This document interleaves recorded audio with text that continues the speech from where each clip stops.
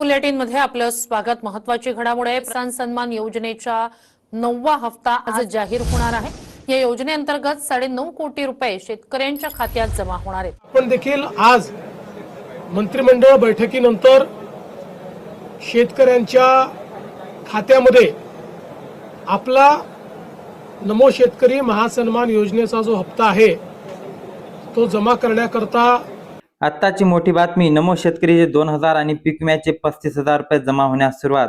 शेतकरी बांधवांनो, आताच राज्य सरकारकडून सर्वात मोठी ब्रेकिंग न्यूज समोर आली आहे। राज्यातील सर्व शेतकरी बांधव आज खुश झाल्याचे पाहायला मिळते।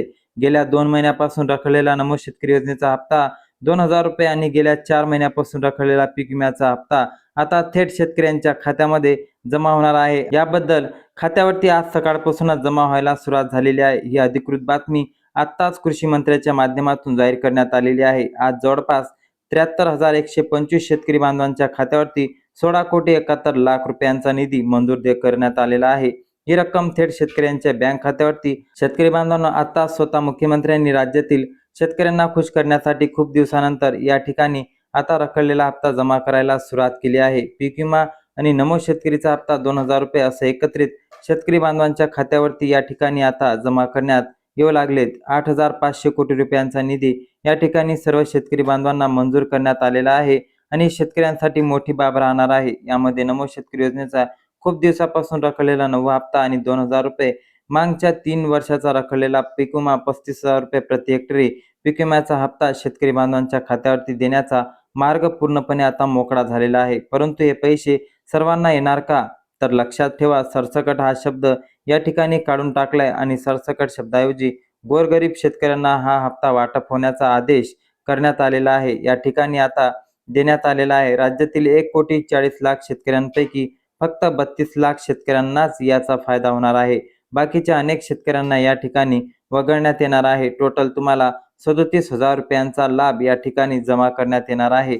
यामध्ये कापूस पीक असेल, सोयाबीन पीक असेल, त्यानंतर ज्वारी, बाजरी, द्राक्ष, उडीद, तूर, मूग, कांदा यासारखी पिके असतील, अशा टोटल या ठिकाणी 25 प्रकारच्या पिकांचा विमा या ठिकाणी सर्वात जास्त मिळत असल्याचं दिसत आहे।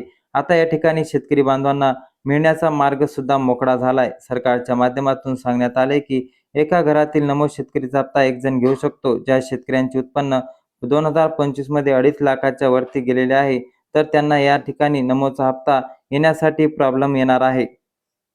परंतु जर तुमच्या घरामध्ये पिवळं किंवा केशरी या दोन्हीपैकी रेशन कार्ड असेल, मग मात्र तुम्हाला या ठिकाणी दोन्ही योजनेचे पैसे येण्यासाठी कोणतीही प्रॉब्लेम नसणार आहे। फक्त मोजून या ठिकाणी महत्त्वाच्या 16 बँकेमध्येच आता पैशांचे वितरण होणार आहे।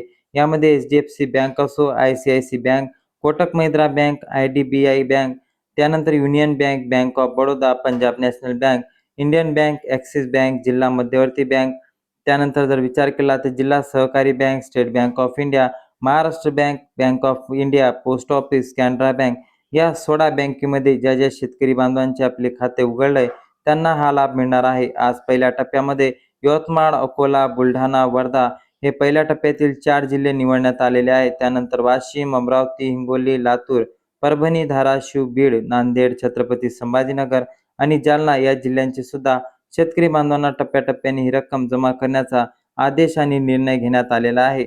आणि शेतकऱ्यांसाठी ही मोठी आणि महत्त्वाची बातमी अशी केंद्र आणि राज्य सरकारकडून निघण्यात आलेली आहे। आता निधी मंजूर करण्यात आलेला आहे, लवकरात लवकर तुमच्यापर्यंत पोहोचवायला सुरुवात होईल। म्हणून शेतकरी बांधवांनो, 2-3 दिवसाच्या आत तुम्हाला मेसेज यायला सुरुवात होणार आहे। तुम्हाला जर पीक विमा मिळाला असेल तर कमेंटमध्ये नक्की सांगा आणि जास्तीत जास्त आपल्या शेतकरी बांधवांपर्यंत व्हिडिओ शेअर करा। चॅनलवरती नवीन असाल तर चॅनलला सबस्क्राईब करा। जय हिंद, जय महाराष्ट्र, धन्यवाद।